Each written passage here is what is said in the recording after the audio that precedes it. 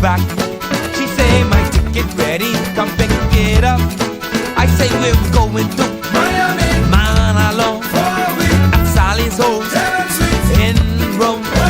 On a way down by Sally's house. Oh, just what we do. I got enough. Way down by Sally's house. Oh, just what we do.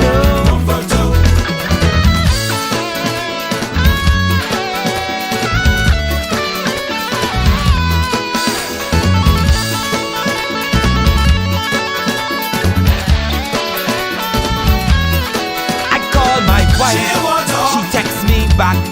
She say the children giving a heart attack. I hurry home. She hit me one lick. I say, "Girl, woman, you must see sick." She say, "Where you been? All week. Who you been with? Cause Audrey glowing, Lucy, telling me you was rich. I wanna go way down by Sally's house. Oh, just me and you. What we can do? I got enough. Way down by Sally's house. Oh, just me and you. What we can do? Man, look your man is stack always looking for me, you know. My wife sharp. I ain't got no more black clothes in my drawer. She burn up everything. Tell me, say I Tonight, fraud detected. Nearly 100 Bahamian passports turned over to police for investigation. Also, a new poll pegs the Progressive Liberal Party the potential winners of the 2026 general election, but its origin is being questioned. And later, could the Nurses Union president have been right in her concerns about the Princess Margaret Hospital? Eyewitness News starts now. Good evening, everyone. I'm Janelle Longley. Thanks for joining us. Topping news tonight. Government officials looking to set the record straight on more passport fraud claims being levied by the opposition. It remains a contentious issue that continues to dominate headlines. And what's more alarming for opposition officials, they say, is a pending general election, even while the integrity of the country's document is reportedly in question. Our Jose Etienne takes it from here. Jose. Janelle, passport fraud is quickly escalating into a political flashpoint with the Davis administration and the opposition trading blame over how the system is compromised. But government is now pushing back, arguing that the root of the issue dates back to policy decisions under a former Free National Movement administration. The reversal of this policy is leading to the discovery of cases now being put before the police. Persons are being charged and persons are being investigated. Prime Minister's Communications Director Latre Raming says the current administration is now left to clean up the damage as investigations into fraudulent passports continue and cases move toward prosecution. Chief Passport Officer Nicholas Simonet echoing those concerns, pointing to weaknesses created after policy changes made in 2019. Over time, this weakened the office's capacity to conduct research, verification, verify identity, and citizenship claims, and apply the level of scrutiny necessary to protect the integrity of the passport system.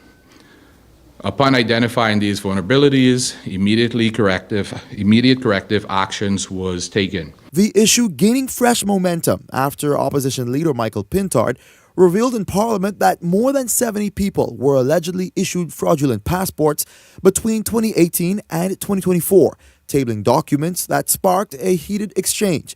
But according to Simonet, that information did not come as a surprise. Our list currently lists 98 cases. Based on the information I saw, which was tabled in the House of Assembly, it showed a list that from our office that said 74. The other documentation I saw was a list that he extracted from that list with 8, which is the same, so that's still 98. Still, government is urging caution. Foreign Affairs Minister Fred Mitchell warning that the public should not accept those documents at face value, suggesting some may have been improperly obtained. Each time Mr. Mitchell has been in the Ministry of Foreign Affairs, there have been a series of things that we have been concerned about.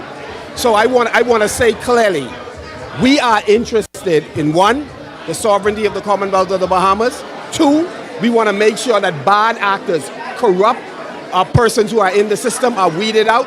and we want to fix a system that is broken. He can confirm or deny. I certainly know that our sources are solid. Simonette confirms investigations are now approaching 100 cases, raising questions about whether others may have slipped through the cracks. We've been working to put these people in our system, not so they could get a document, so we could keep them out, right? And that's how we've been successful in these cases. We've been successful because instead of them slipping through the cracks when I leave or the next person come in the door, there's actually documented evidence that somebody will have to stand for. Somebody will have to speak to, how did you give this person a passport if the evidence in the system, which can't be removed, says that they're not entitled? We have to encourage these processes to be concluded. You want these people to be charged, because along the way, that's how you're going to find out who all is involved. Now, Janelle Pintard's comments in the lower chamber also triggered a rebuke from the Parliamentary Registration Department.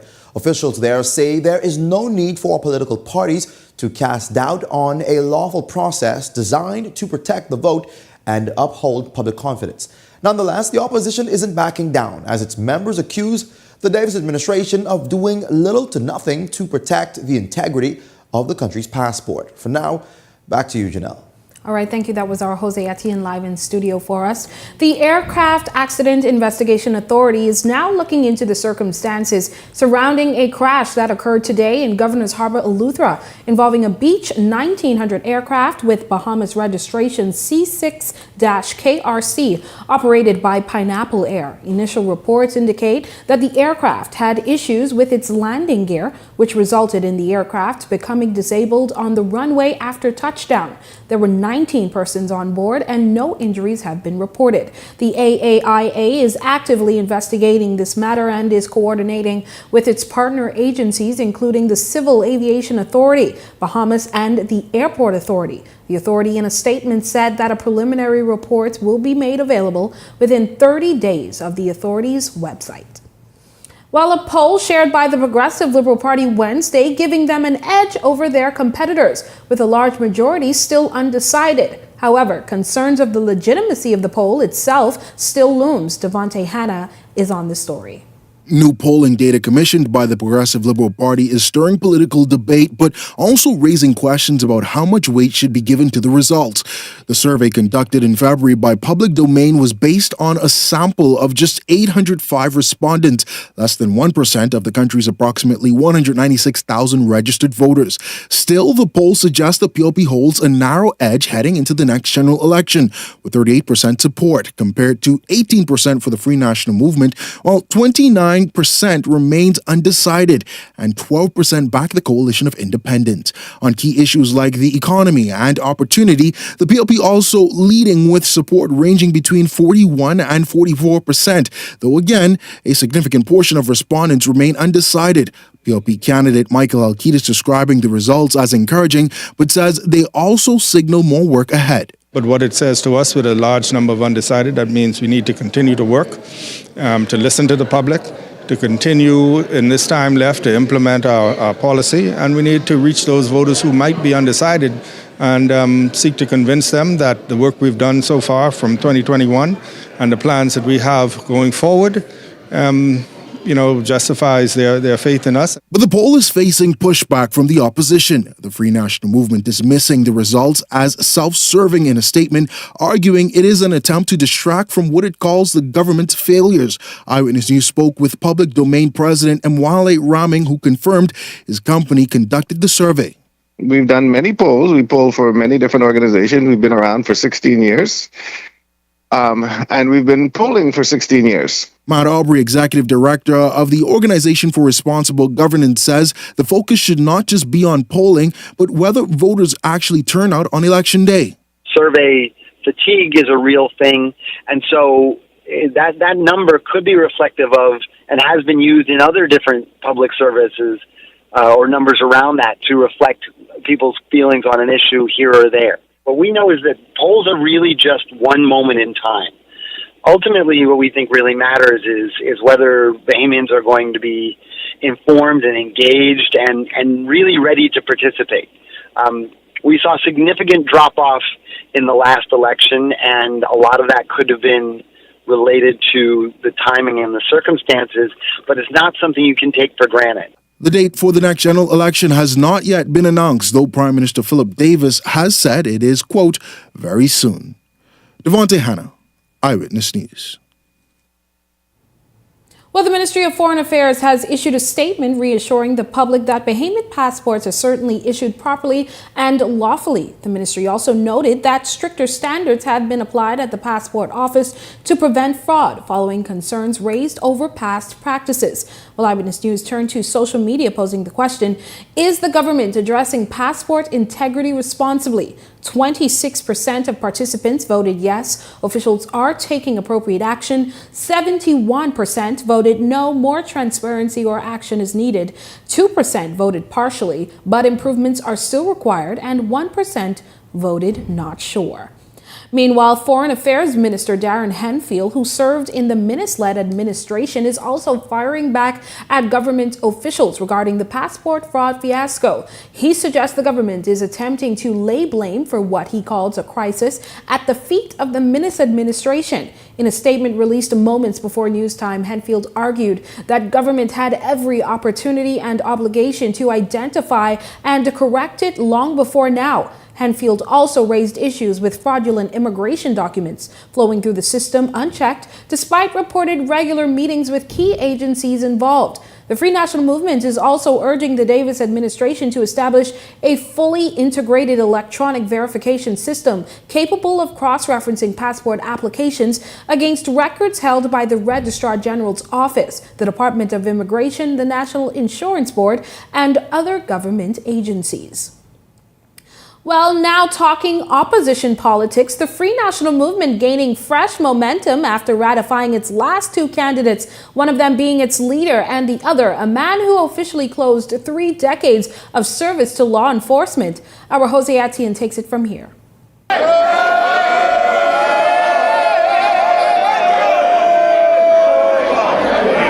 FNM supporters erupted in cheers Wednesday night at party headquarters as leader Michael Pintard was officially ratified as the party's candidate for the constituency he has represented since 2017. We have created a culture in Marco City that we wish to see throughout the Commonwealth of the Bahamas.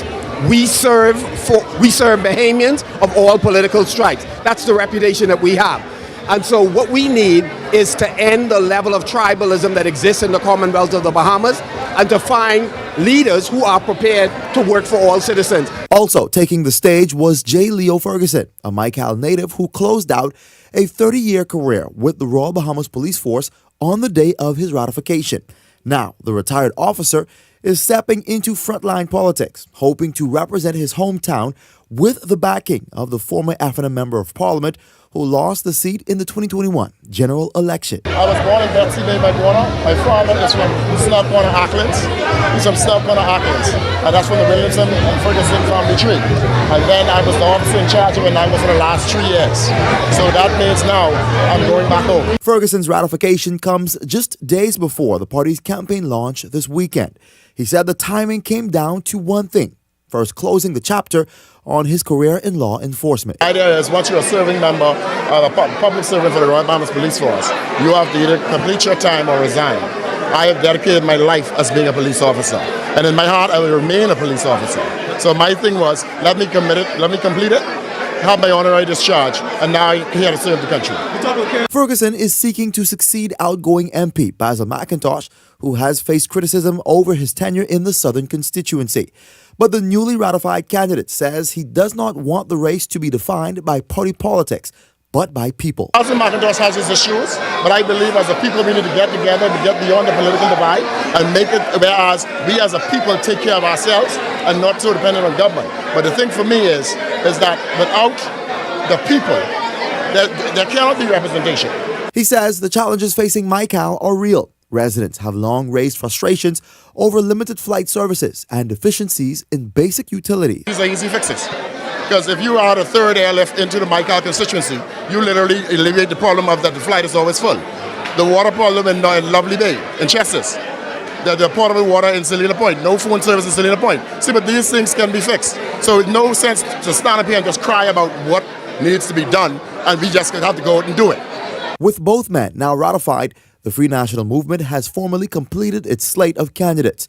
And now attention shifts to Saturday's campaign launch, where supporters are expecting the party to lay out its vision for the road ahead. What will be done under a Pintard-led administration? We're going to answer that question to a large extent on Saturday and on the weeks that follow. So it's not a one-shot deal, but you're going to hear more.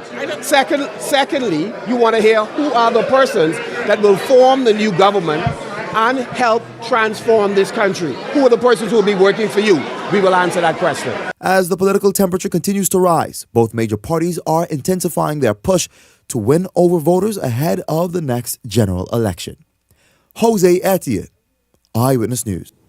On to some news from the health sector. Could the Bahamas Nurses Union have been sounding an alarm regarding operations at the Princess Margaret Hospital? Some believe so, specifically after the Public Hospitals Authority officials tonight say discharged patients are taking up valuable space. Daniel Dean, has the details in this report.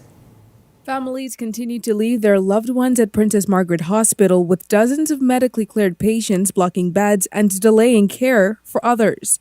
Public Hospitals Authority Managing Director Abinette Roll revealing that 32 patients who have already been cleared for discharge are still occupying space with nowhere to go.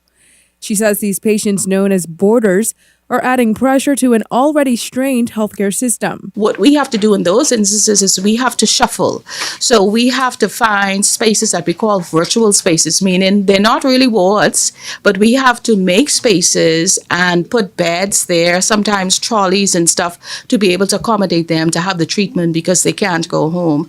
And so it is a burden. We've been working on it. Roll making a direct appeal to families not to abandon their relatives at the hospital, warning that every bed taken up by a boarder is a bed unavailable for someone else in need of care. We need family members as much as possible to be as responsible as you can and not leave your loved ones. And we have a mixed population. We have young children.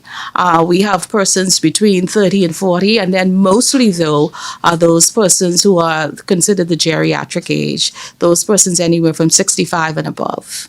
The impact now spilling into the emergency room, where patients are being forced to wait for inpatient beds to become available.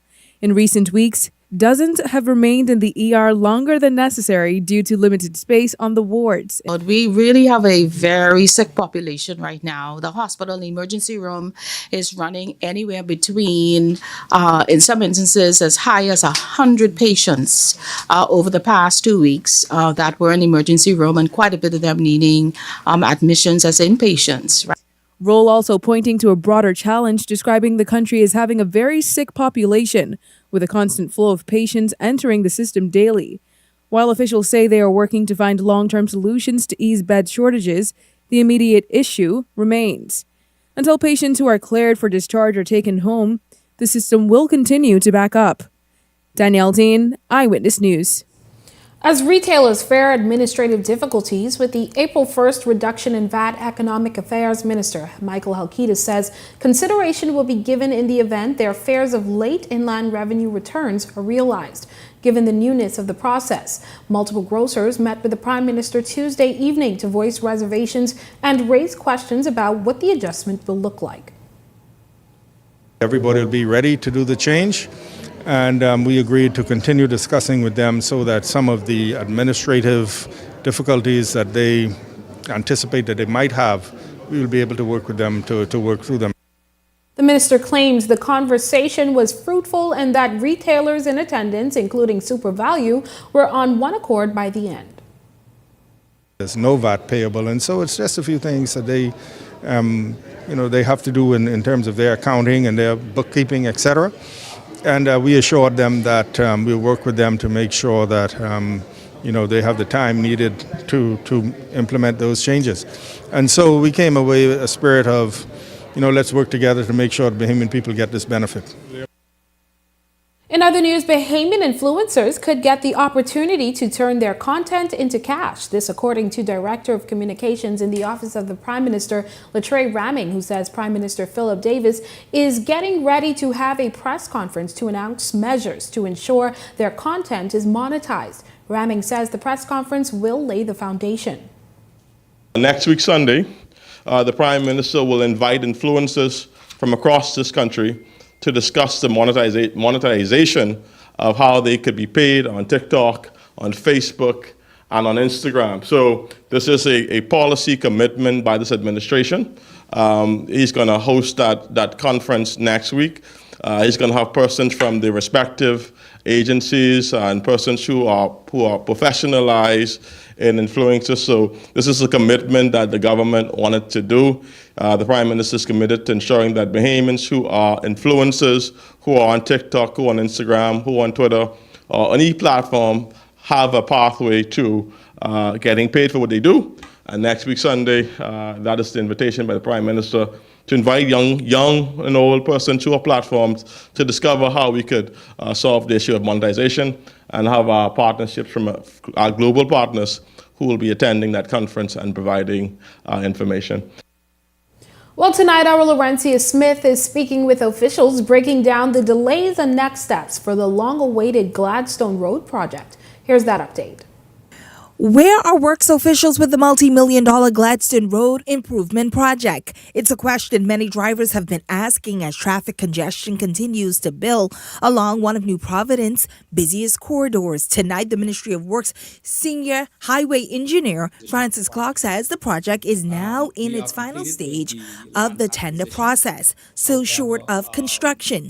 What needs to be done now is the utility relocation, and also address some encroachment issues with residential buildings and also some other businesses, so we can have the right of way cleared. So once we award the contract to the contractor, he wouldn't have any delays. The roughly 3-mile stretch of Gladstone Road remains a single carriageway, a design that the senior highway engineer admits is no longer suitable. The rapid development in the area, traffic demands has outpaced the road capacity, leaving motorists delayed with daily congestions.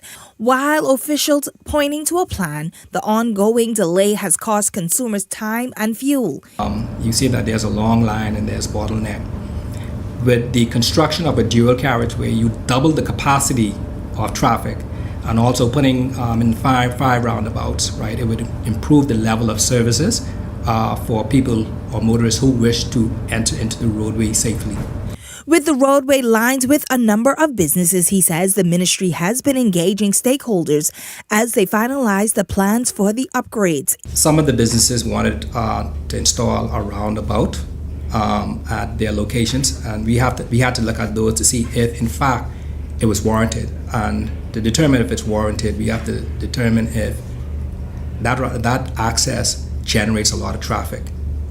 The project, estimated at $29 million, has been in the pipeline for a number of years. Clark adds that with the global inflation and geopolitical tensions, that could impact the cost. We do not know what the contract value would be at the end of the day. We can make some projections, and we will only know what the true contract value will be once we submit it to tender and we get some returns on the tender. Once construction begins, the project could take up to 18 months to complete if weather permits. Laurencia Smith, Eyewitness News. Well, a legal battle is unfolding involving a prominent union head who has taken court action against several government officials over statements he says misrepresented his role in talks affecting former Grand Lucayan workers. Our Linton Ritchie Jr. has more in this report. I decided to sue the Director of Labor. I decided to sue this lady called, right. And Evans. They know what they did. They know they never had no meeting with me. In an effort to defend his reputation, Trade Union Congress President Obie Ferguson says he filed a lawsuit on Wednesday against Office of the Prime Minister Labor Consultant Bernard Evans, Director of Labor Howard Thompson, and Director of Investments Felicia Woods-Hanna. Director of Labor Howard Thompson and Labor Consultant Bernard Evans have met with the union president, Obie Ferguson, to advise of the correct settlements for union members. Ferguson claims government officials falsely stated that he was present at a meeting and agreed to severance payouts for Grand Lucayan workers, a claim he says left many of the redundant staff disappointed and misled. I'm the president of those people. $1,200, couple dollars to give the workers. You're the government. How could you deny citizens? And I calculated it. After reports of that alleged meeting began circulating, Director of Labor Howard Thompson issued a statement attempting to clarify the matter. In it, he said the Director of Investments asked that a meeting be arranged with Ferguson, but no face-to-face meeting ever took place. Thompson also said he intends to offer Ferguson an in-person apology, but the union leader made it clear he's not accepting that approach. You think apologizing to me is apologizing to me in public? I mean, that's not, it's not done like that. Eyewitness News reached out to all parties reportedly named in the lawsuit, but up to news time, we had received no response. Linton Ritchie Jr., Eyewitness News. Well, amidst anticipation of a rise in fuel cost and a subsequent spike in airfare, Director of Aviation Dr. Kenneth Romer publicly expressing support for local airline owners and pilots. According to Romer, a meeting between the Bahamas Department of Aviation, Bahamas Aircraft Owners and Pilots Association, the Civil Aviation Authority, and other stakeholders saw issues like escalating passenger cost and its impact on operations, industry training, and airport fees addressed. The director claimed domestic airline owners and pilots deserve a seat around the table where their voices could be amplified, concerns addressed, and the Department of Aviation's commitment to them affirmed. Bahamas Aircraft Owners and Pilot Association President Captain Mornell Brown said the association appreciated the opportunity, expressing satisfaction with the tone of the meeting and a seeming commitment by authorities to address the organization's concerns, noting the association looks forward to future meetings where the effects of current and planned changes will be further dissected. The department noted their proactivity is part of their commitment to execute the National Aviation Strategic Plan 2040. And in news from the crime beat, 4 people are now behind bars in connection with a major drug bust worth an estimated street value of $240,000 on Wednesday afternoon at the Rock Sound International Airport. According to reports, shortly after 3:30, officers acting on intelligence intercepted a white and blue Aztec aircraft that had just landed. The 4 occupants, 3 men aged 64, 43, and 27, and a 24-year-old woman, were searched while no illegal items were found on the aircraft. Officers discovered a large quantity of suspected cocaine inside a passenger's backpack. Police also confiscated $3,358 in cash believed to be the proceeds of crime. The suspected drugs are estimated to weigh 12 kilograms. Also, police in Grand Bahama are on the hunt for a suspected arsonist tonight. Officers say 2 vehicles were destroyed by fire early Tuesday morning in King's Subdivision, Martintown in 8 Mile Rock. Officers learned of the blaze around 4 Tuesday morning and found a blue Nissan Note and a gray Ford Fusion engulfed in flames. The fire was extinguished and police say no injuries or damage to the other property was caused. And police in the capital investigating a boat fire off Coral Harbor early Wednesday morning. Shortly after 4 a.m., fire services responded to reports of a vessel engulfed in flames on Bailey Drive. Upon arrival, officers found a 67-foot fishing trawler drifting in a canal with fire coming from the deck. Residents in the area assisting in the securing of the vessel to a nearby dock, allowing firefighters to bring the blaze under control. The fire was eventually extinguished, but not before the vessel sustained extensive damage to its deck and engine area. No injuries were reported, and police say the cause of the fire remains under investigation. And Verizon Media Group is gearing up for another voter drive to encourage residents to get registered before the 2026 general election. And with reports from the nation's leader that the election could be called soon, you don't want to miss the opportunity to get registered. So join us and the rest of the team at the Edwin Smiley Building on University Drive, directly across from the University of the Bahamas, on March 21st from 10 a.m. to 4 p.m. That's this Saturday. And we've just added another access point to make sure that you're up to date with news. Follow the Eyewitness News WhatsApp channel by scanning the QR code on your screen or visiting our social media pages for a direct link. And while you're there, don't forget to follow Eyewitness News on Instagram and Facebook. And if you've got a news tip or if you've seen news in the making, call the Eye on News hotline at 397-6397. We are also inviting you to send your letters to the editor for publication on all of our social media platforms at Eyewitness News Bahamas at gmail.com. And if you're watching on our Facebook or YouTube page, share your thoughts about today's stories in the comment section. We want to hear from you. And we are just getting started in Eyewitness News, but when we come back, insurance coverage, one of the lessons to be learned from a Category 5 hurricane that tore through parts of the country. We've got that story coming up, and later surveyors call for urgent upgrades at Lands and Surveys Department. We've got more on those stories right after this break. Vibes is resilience in motion. So even when things go out of sync, we do what it takes to bring the vibes back. At BTC, we understand your vibes because we live it. That's why we are dedicated to building a network as resilient as you, with a team of familiar faces working every day to keep you on beat. You are at the heart of everything we do. Our commitment is to keep your vibes flowing, no matter what. Got that crispy onions crunch, take a bite, it's a smile. Sweet onion sauce drip, happy running down my side. Pepper jack cheese, bring a little playful wow. Brioche bun soft like a cloud on this ride. Oh, let's get chicky with it. Hey, taste the sweet side of things. Every single bite, so litty. Got my whole crew doing their thing. Crispy onion, sweet onion sauce. Pepper jack cheese, going off. Brioche bun, sitting pretty.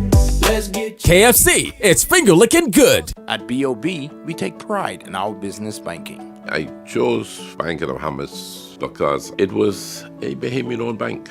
The bank has certainly supported our evolution through overdraft facilities, purchasing of equipment, facilitating of salary payments, and I really believe that Bank of the Bahamas is able to help in the development of the local economy.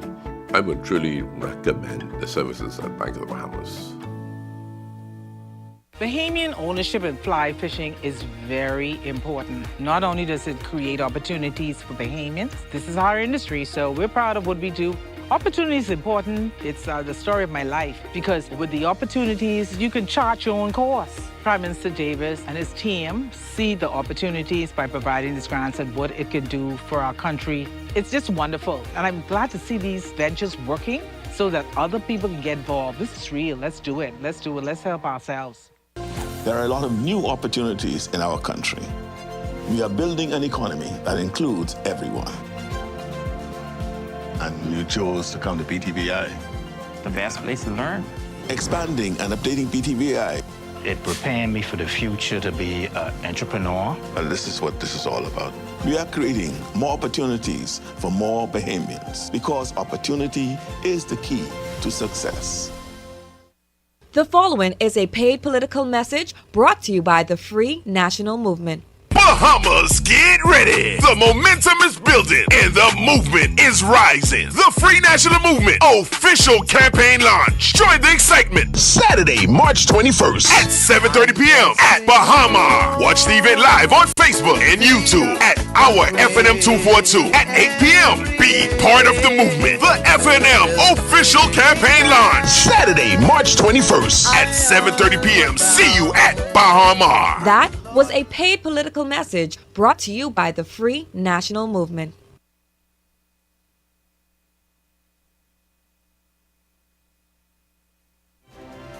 This segment of Eyewitness News is brought to you by EV Motors Fleet Sales Division. For 2026 commercial vehicles, call 821-2403 today.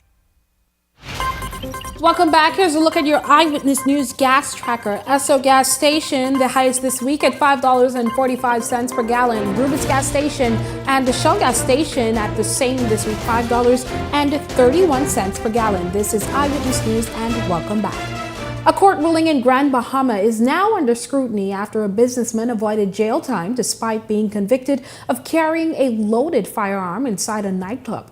Housing Minister Keith Bell, who is a former police officer, is warning in Parliament that the decision could weaken public confidence in law enforcement and says the matter is expected to be challenged. His comments come after a Grand Bahama businessman avoided jail time despite being convicted of possessing an unlicensed firearm and ammunition. 28-year-old Lloyd Roll Jr. ordered to pay $12,000 in fines even as prosecutors pushed for a prison sentence. The decision handed down by Deputy Chief Magistrate Charlton Smith. Non-custodial sentences in firearm cases are rare in the Bahamas, where convictions typically result in jail time.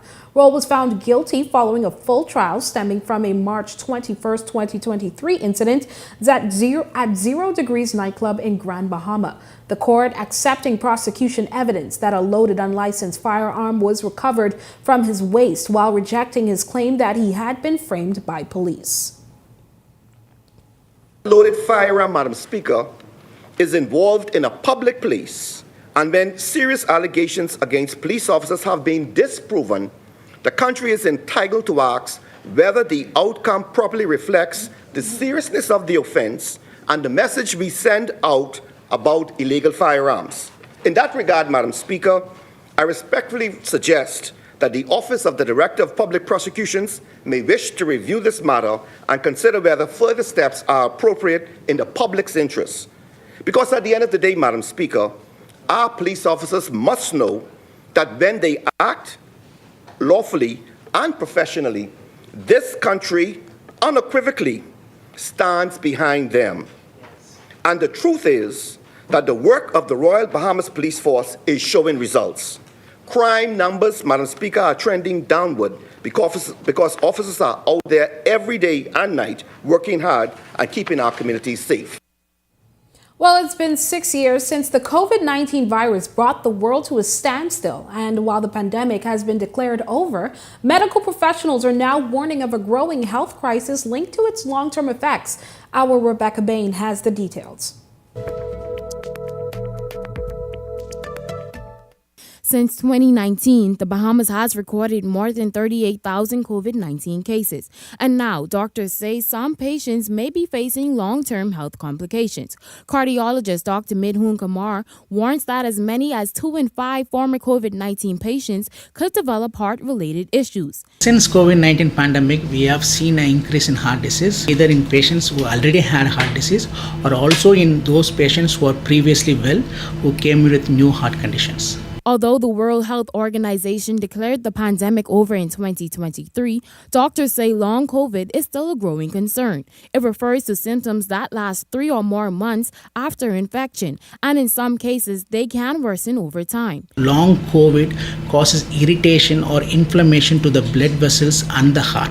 So by this, it can cause problems like heart failure, chest pain, palpitation, or more clotting events like heart attacks, arrhythmias, and strokes. So it's basically the irritation of the heart and the blood vessel that leads to these new development of heart conditions by the virus. Doctors say while COVID-19 was known for respiratory issues, the heart is now one of the most affected organs, and some conditions may go undetected until it's too late.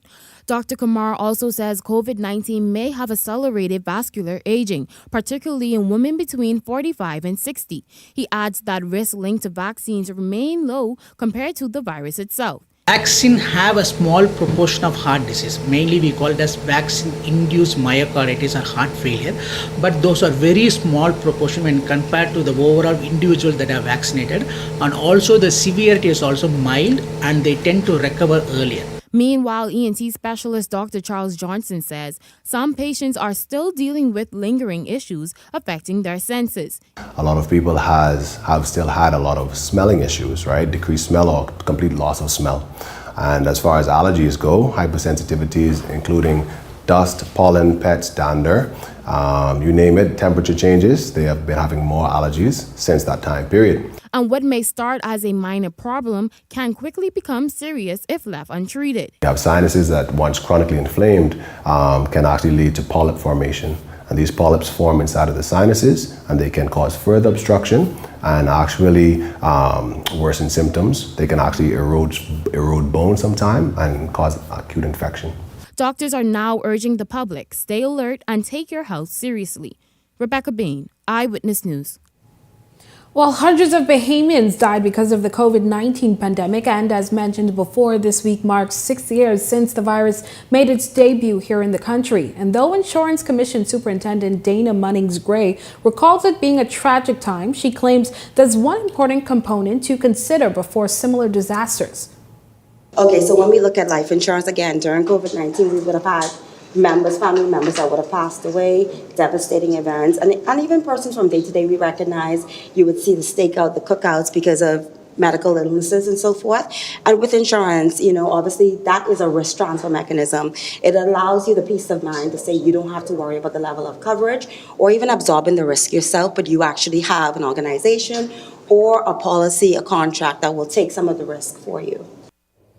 And though we're more than 2 months away from the official opening of hurricane season, Munnings-Gray remembers the worst hurricane in recent Bahamian history, Hurricane Dorian, that also claimed lives and left many homeless, claiming Bahamians are concerned about whether or not they can actually secure insurance at this juncture. I mean, you have persons that would look at capacity issues. We're coming up into hurricane season, and so people are concerned whether or not they're going to get insurance or they have the ability to actually acquire insurance during this very high peak season. And so that is definitely a challenge that we have as a jurisdiction and some of the things that we are speaking and talking through with our insurers. So we would have seen the devastation of Hurricane Dorian that cost the Bahamas $3 billion, particularly in claims, right? So if that alone doesn't speak to the level of insurance and ensuring that you actually have coverage, I'm not sure what else will. But as we come into the hurricane season, you will recognize that the Insurance Commission will continue its messaging with regard to ensuring that you have adequate insurance, that you're properly covered, and that you're looking at some of the exclusions, some of the riders that come within your contract. And so what we also do is we're the advocate, but we're also the body that will sit down and ensure that you're getting the information that is needed to ensure that you're properly covered. Concerns are being raised about the efficiency and effectiveness of a key government agency tasked with land management. The president of the Bahamas Association of Land Surveyors, Roderick Wood, says there's a pressing need for improvements within the Department of Lands and Surveys. Wood says efforts are now being made to engage the government in meaningful dialogue with the goal of bringing the department up to speed and improving the level of service delivered to the Bahamian public. In the country is very weak right now, the geodetic infrastructure. Also, the assistance that we get from the Department of Lands and Surveys is in much need of improvement so that we can deliver, just have better progress and better delivery on our behalf to the public. We are definitely looking for a swift implementation of a new Surveyors Act. The Surveyors Act was last implemented in 1975. That's a long time ago, and a lot has changed since then. Woods explained that in their advocacy for the betterment of the Land and Surveys Department, they have also been vocal about a campaign to have unions across the country awarded Crown land for their respective offices. The Bahamas Association of Land Surveyors is partnered with the TUC, the Trade Union Congress, and we are doing our part to work along with them to assist in their applications for Crown land. All these organizations, we are supporting the idea that all on each of these organizations should be entitled to receiving Crown land to have their own office complex on their basis of operation. Okay, I don't know if some organizations are paying rent for buildings, right? We would like to see that change, and we intend to do our part to support that. Well, the Financial Intelligence Unit is raising the alarm over a sharp rise in suspicious financial activity in the Bahamas. The latest report tabled in Parliament on Wednesday shows a significant jump in filings last year. In 2024, the FIU received a total of 933 suspicious transaction reports, up 28% from 724 in 2023. Banks accounted for the bulk, filing 676 reports, a staggering increase of more than 70%. Casinos submitted 31, trust companies 12, and money remittance services reported just 5. Non-bank entities filed 3 reports, slightly down from last year.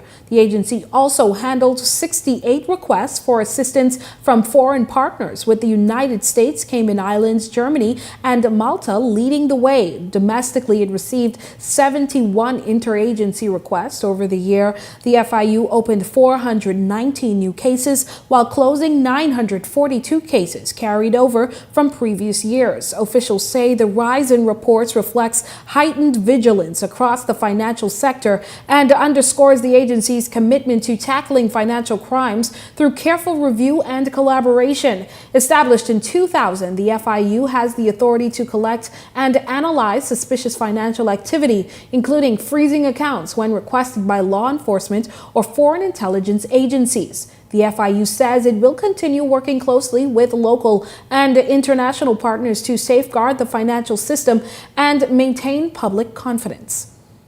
Well, that does it for now. Still to come in Eyewitness News, local entities forging a partnership to protect and restore some of the Caribbean's most threatened reef-building corals. That's coming up right after this break.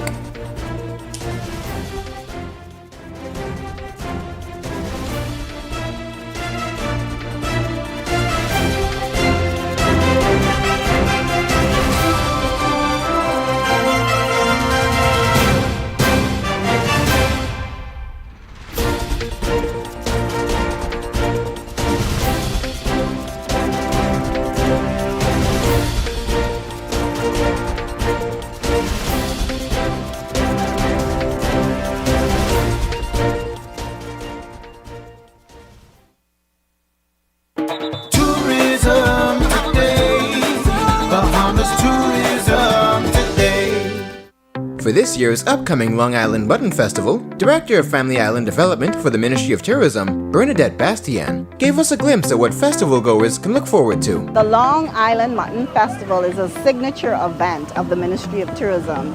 It's a signature event for Long Island. The festival now has been going on for 7 years. This is the 7th annual festival for Long Island, and we anticipate the festival being newer, bigger, and better for the island. So this year we have more vendors that are participating. We have a great lineup of entertainment for the locals and visitors to experience.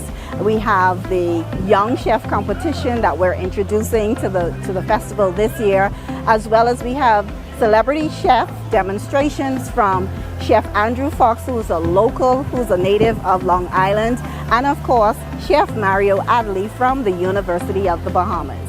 This year, we have the Royal Bahamas Police Force marching band that will be in attendance at the festival.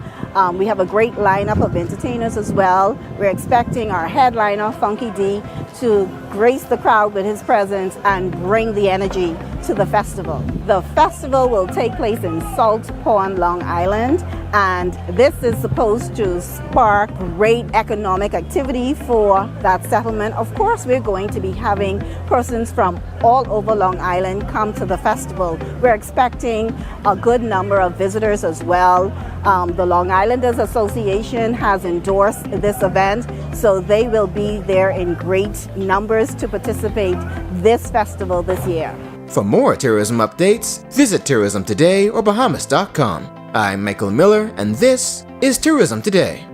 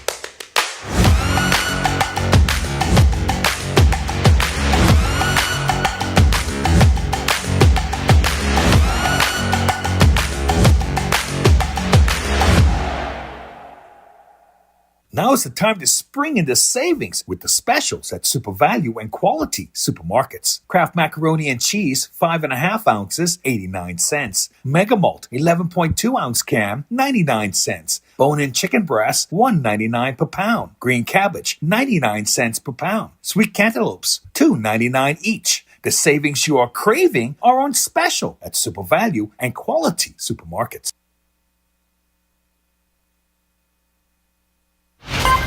You're watching Eyewitness News.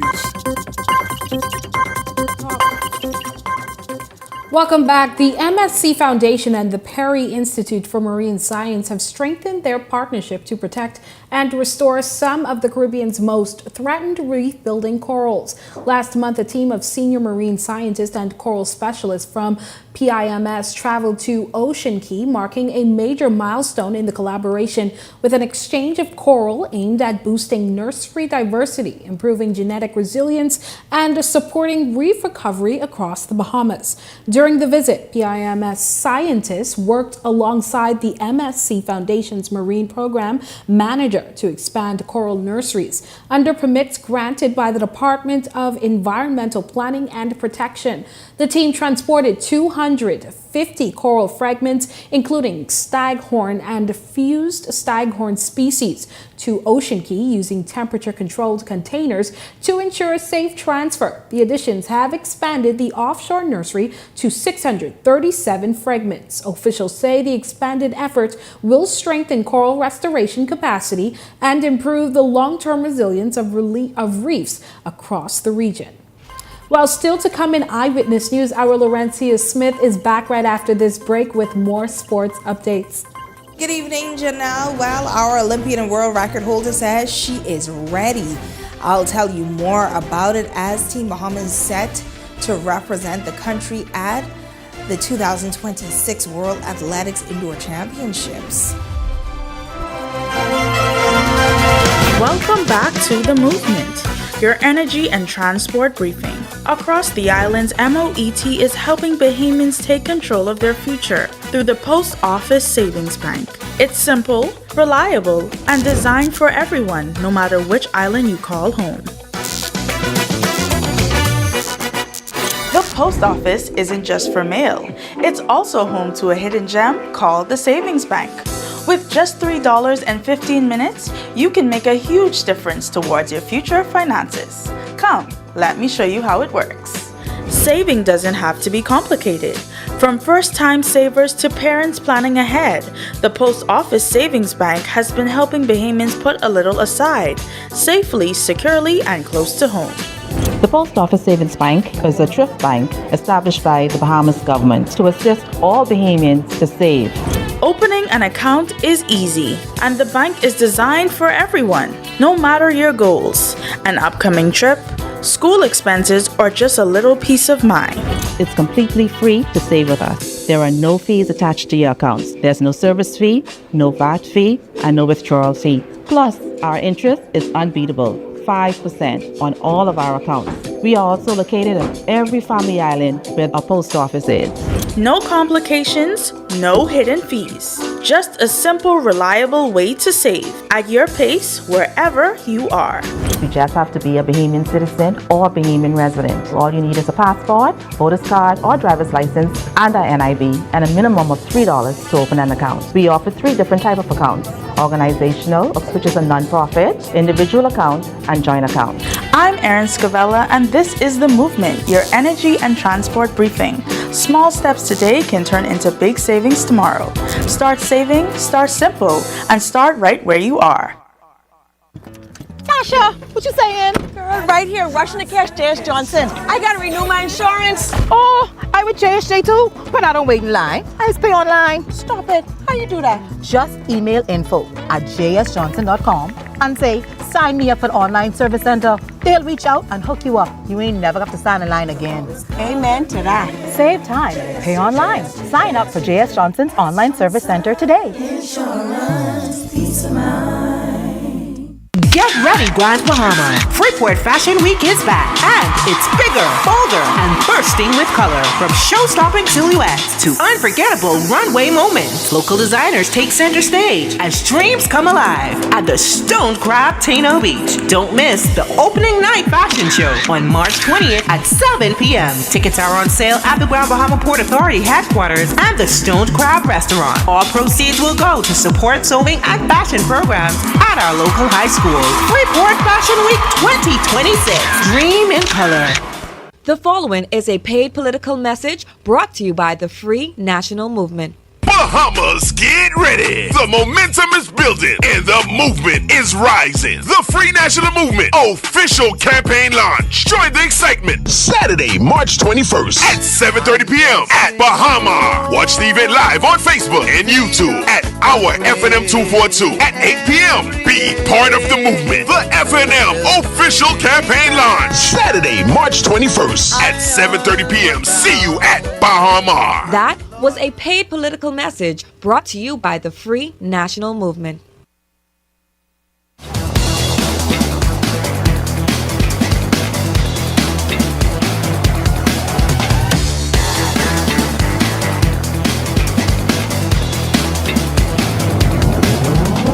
Eyewitness Sports is brought to you by 103.5 The Beat.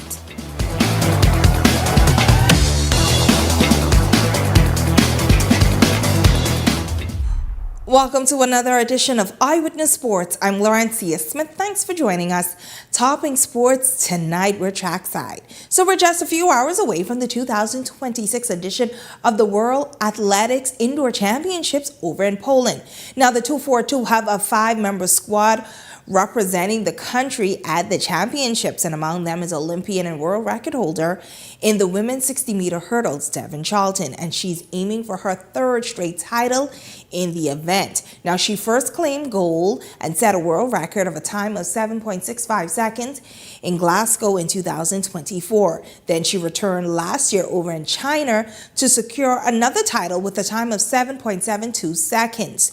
Now, during a press conference ahead of the championship, Devin says she is confident. Yeah, the thing with the women's short hurdles is super competitive, and it's just so little margin for error in the event. So you have to bring it every single day, because if you have one mess up, kind of like what Ewa was saying, you have one little mistake and that could be the end of it. And so I love the competition. I welcome it. I'm a competitor myself, and so I think it makes it a lot more interesting, not only for spectators and fans of the sport, but like as an athlete, I think it pushes me to do greater things. Now, joining Charlton on the track for the 242 in the women's 60-meter hurdles is Tanisha Cartwright and Charisma Taylor, who is also set to take on the triple jump.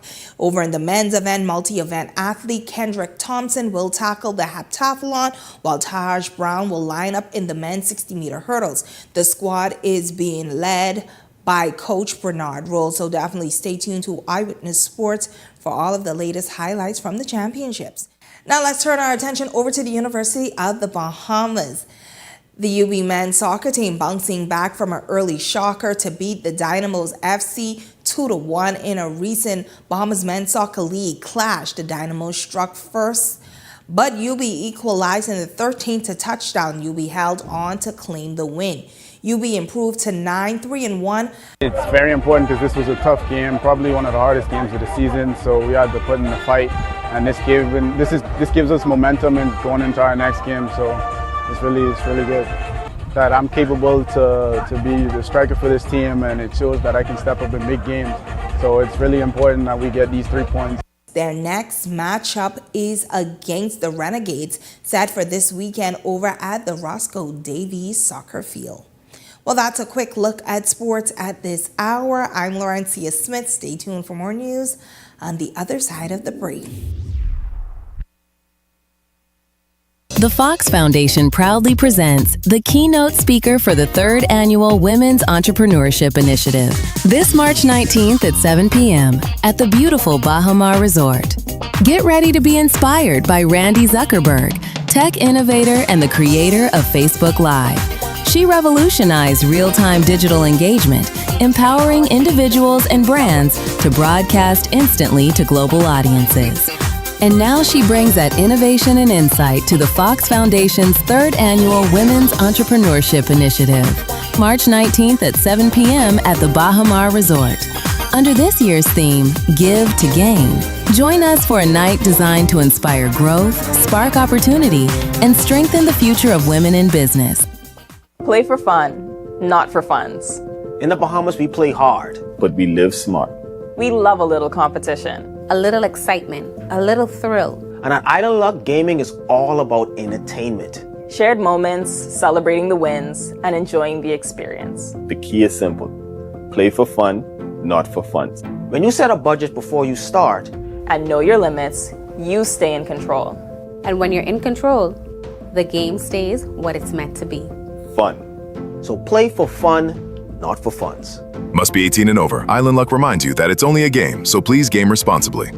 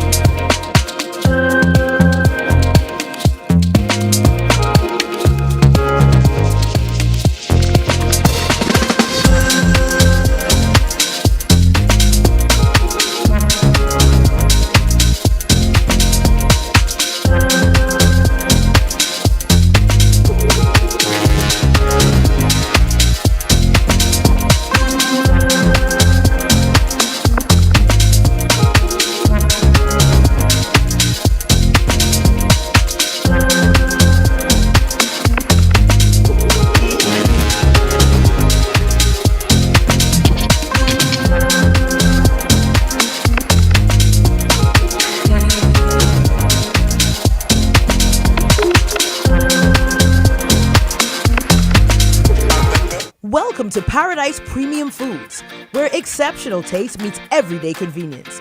Right in the heart of Hurricane Hole Plaza, whether you're planning a beachside brunch, an intimate dinner, or simply restocking your favorites, we offer only the finest selection of local and imported goods, handpicked for quality, freshness, and flavor. At Paradise Premium Foods, shopping is effortless, service is personal, and every visit feels like a treat. From gourmet meals to go to organic essentials and indulgent treats, this is your neighborhood market elevated. Live well, eat better.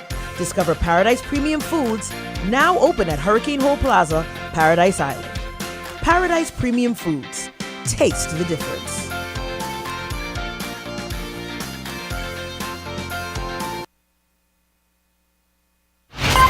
You're watching Eyewitness News. Well, coming up in Beyond the Headlines with Shanique Miller, a dissection on today's top stories with panelists. That's coming up in Beyond the Headlines that starts right after this. And that does it for us in Eyewitness News. It's certainly been a pleasure having you in our company tonight. On behalf of the entire news team, I'm Janelle Longley saying goodnight. Hey, it's time to lock in your vote.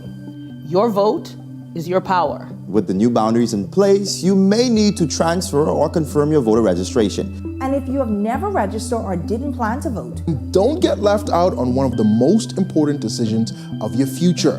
Make sure when election day comes, you're ready to say, your say, your vote, your choice.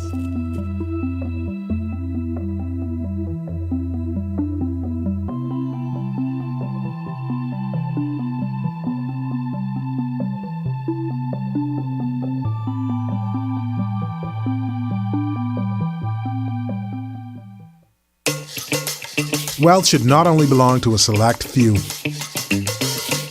At Investar, we believe the door should be open to everyone. We provide options for planning a better future.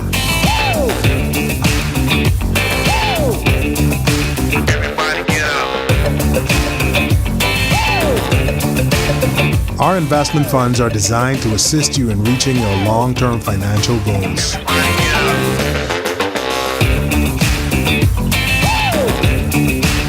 Let us show you how.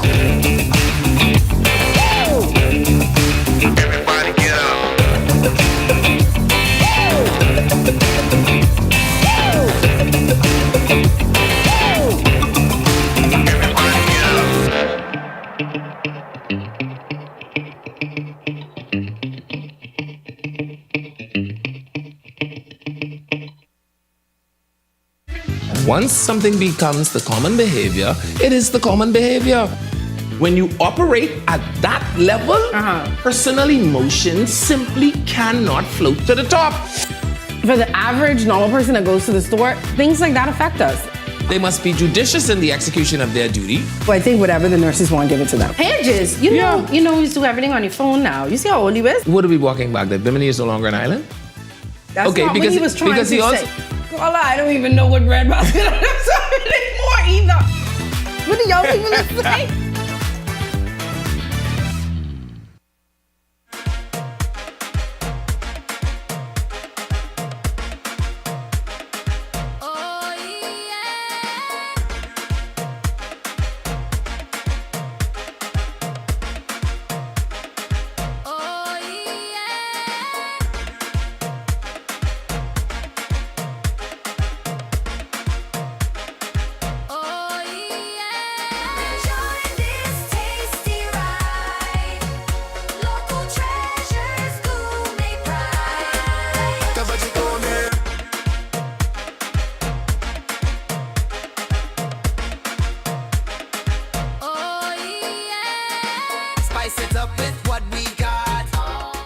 The race to 2026 is heating up, and the nation's voice is louder than ever.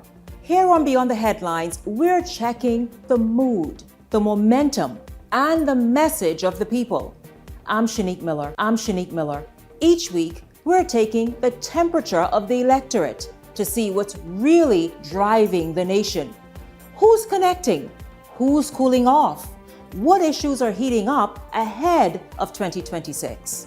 This is Temperature Check 2026, where journalism meets the nation's heartbeat.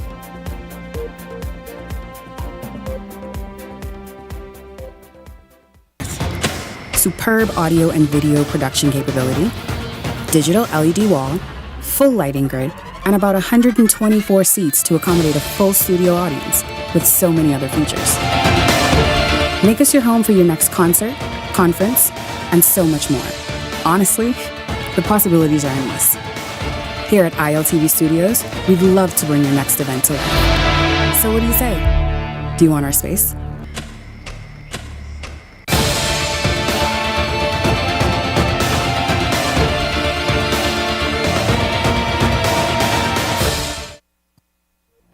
The thoughts, views, and comments expressed by the hosts, guests, and callers on Beyond the Headlines are not necessarily those of management, ownership, or production unit of the Verizon Media Group. Beyond the Headlines is a production of ILTV Studios and cannot be reproduced or represented in part or entirety without express written permission of the Verizon Media Group. Beyond the Headlines is the intellectual property of the Verizon Media Group. Copyright 2021.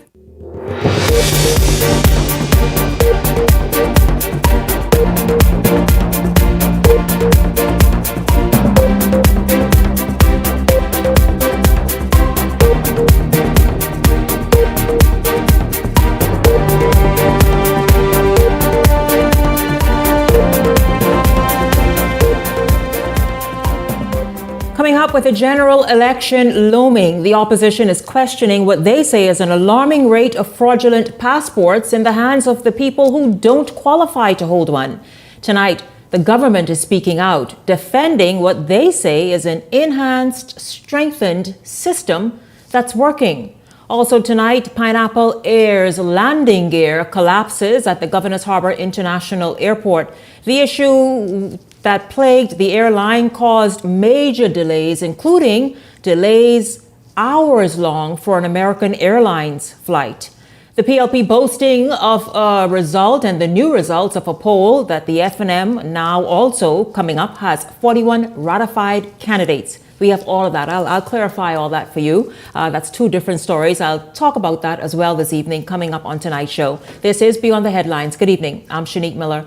It's good to have you along this evening. Well, government officials setting the record straight of more passport fraud claims being levied by the opposition. It remains the most contentious issue this election season. What's even more alarming for opposition officials, they say, is that there is a pending general election, even while the integrity of the country's document is reportedly in question. Jose Etienne is following the story.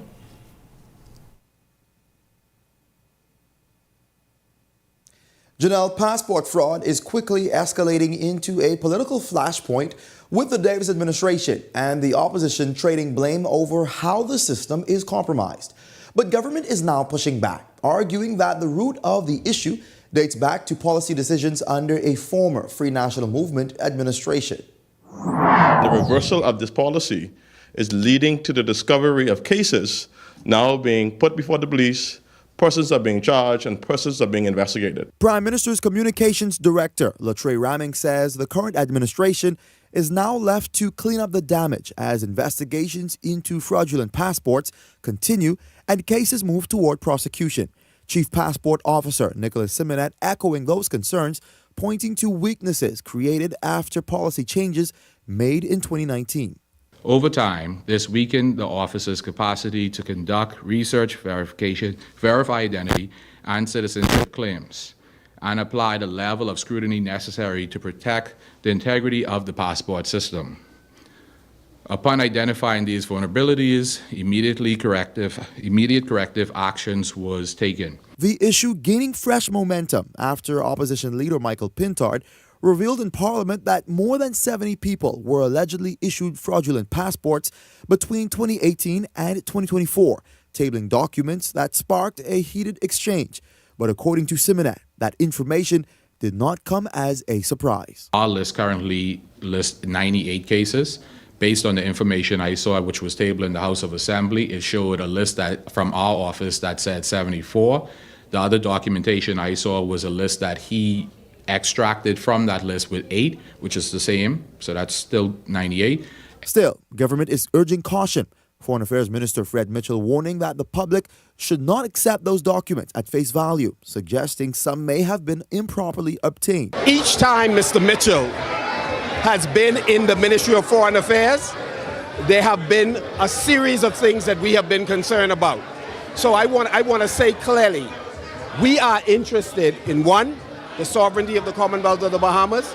2, we want to make sure that bad actors, corrupt persons who are in the system are weeded out. And we want to fix a system that is broken. He can confirm or deny. I certainly know that our sources are solid. Simonet confirms investigations are now approaching 100 cases, raising questions about whether others may have slipped through the cracks.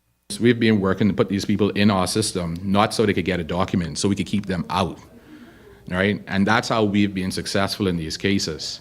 We've been successful because instead of them slipping through the cracks when I leave or the next person come in the door, there's actually documented evidence that somebody will have to stand for.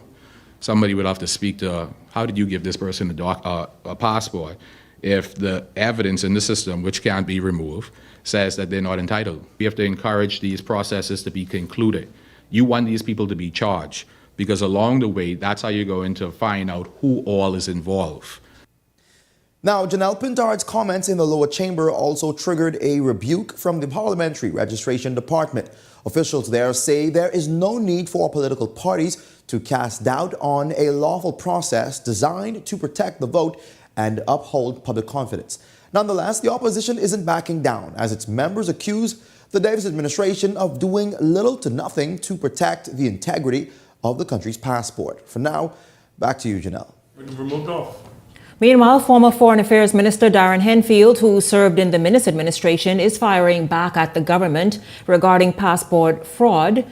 Henfield suggests the government is attempting to lay blame for what he calls a crisis at the feet of the Minnis administration. In a statement released just over an hour ago, Henfield argued that government had every opportunity and obligation to identify and correct this problem long before now. Henfield also raised issues with fraudulent immigration documents flowing through the system unchecked, despite reported regular meetings with key agencies involved. The FNM is also urging the Davis administration to establish a fully integrated electronic verification system capable of cross-referencing passport applications against records held by the Registrar General's Office, the Department of Immigration, the National Insurance Board, and other relevant government agencies.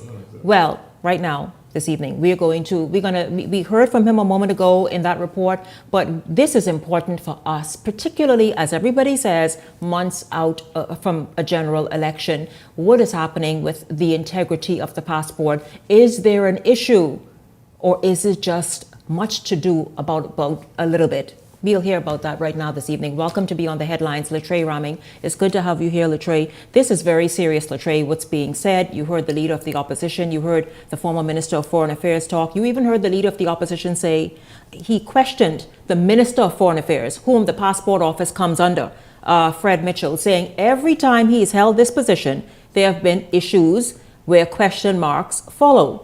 What are those issues, and what is it that Fred Mitchell has? How is he, I guess, not served as best as he could in the Ministry of Foreign Affairs? I'm not quite sure what the leader of the opposition has alluded to. I think that we have to take a step back and understand the extent to which all of these claims are being made in an election season. I think that's the first caveat of the situation. There's an example that I want to use. It's called the Cobra effect, when a policy was intended to be good but have a negative impact, right? And so the example is the government of India was trying to get rid of cobras. They were going to pay each citizen to bring the cobras in. The citizens started to grow more cobras, right? And so it proliferated the population of the animal. What the FNM intended to do in 2019, and this is the cabinet conclusion right there of the policy decision, they were struggling with how long it took the average person to get a passport. Mm-hmm. And their response to that issue was to remove the protocols, the steps required for you to obtain one. Right. And say, listen, man, the only thing you're required is to complete an application, bring your existing passport, bring a photo, an IB card, and an IB card with your NIB number. You are quoting right now I'm quoting from what that policy was. It says, the Prime Minister has raised serious concerns and challenges at the Passport Office, continues to experience in processing passport. Matter of fact, he said several ministers opined that the same document requests in this, you're asking for the same thing over and over and over. Why are we asking for the same things? Mm-hmm. So I find it shocking that the government who made that policy decision is now discussing the sovereignty of the passport of the country. Now, beyond it being their policy decision, we didn't blame them, you know. Nicholas Simner, to his credit, whom I've had on this show several times, to his credit, became the chief passport officer. He realized that persons were obtaining passports where he was questioning the due diligence. So he was made passport officer in November of 2024. He ended the policy in December 2024. Oh, right away. Right away. He, matter of fact, ended the policy for a period of time and then told the minister that he had, in fact, ended the policy after his concerns, right? Mm-hmm. Once he ended that policy, he reintroduced the layers of protocols required to obtain the renewal of the passport. That means if they didn't catch you the first time, they were sure going to catch you the second time. So when persons came to renew their passport, when they re-implemented the existing system, they started to realize that, hold on, they started to question the documents. Certain things don't add up. But I know he said that if it's a new passport, it's at least about 8 pieces of information you must produce. If it's a renewal, that's about 6 pieces of information you must produce. So this is where the question was initially when it was removed or relaxed a bit. So you relax the protocols trying to speed up the process. And then relaxing the protocols to speed up the process, you created another issue. You created an environment where people were allowed to exploit it. So the government we didn't spend a year blaming the FNM, you know. We sought to fix the problem. So the chief passport officer created a multi-agency approach.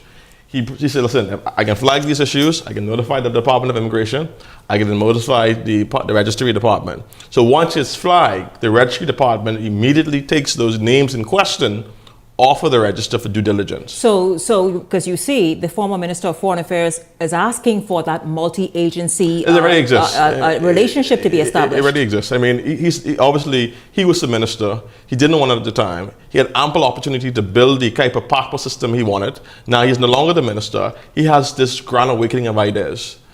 So the government is now leading by example, solving the problems. Now you have more than 90 cases that have been reported to the police. More than 20 persons who have been brought before the courts. So what we see here is that a correction of a system introduced by the FNM being corrected, and people being held accountable for it. Now, people say, well, why all of a sudden you blaming the FNM? Well, it's the leader of the opposition who went to Parliament to hold up an investigative document. Well, let's look at those documents because he had obviously a reason. Because what new evidence does he possess and hold and seize where he had to bring that to Parliament yesterday and lay on the table? That is of concern. Because I'll tell you, Latre, in an Eyewitness News poll that we did today, the news read the entire thing, but I just want to say this part of it. Some 71% of the persons polled say they do not feel enough is being done to secure there it is right there, to secure and stop passport fraud. So what is it that Michael Pintard, when he presented into Parliament yesterday, that he holds that's this evidence where he supports the claims of this alarming rate of fraud? What the leader of the opposition held in Parliament is the example of a government in action.